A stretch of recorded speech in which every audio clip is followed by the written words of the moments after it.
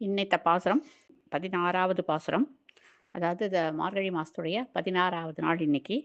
இதில வந்து நாயகனாய் நின்ற அப்படிங்கிறது இது இரட்டை பாசுரம். 2 தடவ சேவிக்கணும் நம்ம சாதாரணமா சேவிக்கும்போது. இத பெருமாளுடைய சன்னதிய திறக்கச்சே நம்ம கைத்தட்டி சேவிக்க வேண்டிய பாசுரம்.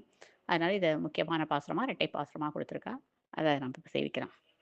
நாயகனாய் நின்ற நந்தகோபனுடைய கோயில் காப்பானே, கொடித்தோன்றும் தோரண வாயில் காப்பானே, மணிக்கதவம் தாழ்த்திரவாய் ஆயர் சிறுமியர் ஓமுக்கு அரைவரை மாயன் மணிவண்ணன் நென்னலேவாய் நேர்ந்தான் தூயோமாய் வந்தோம் துயிலெழப்பாடுவான் வாயால் முன்ன முன்ன மாற்றாதே அம்மா நீனே என் கதவம் நீ கேளோர் எம்பாவாய்.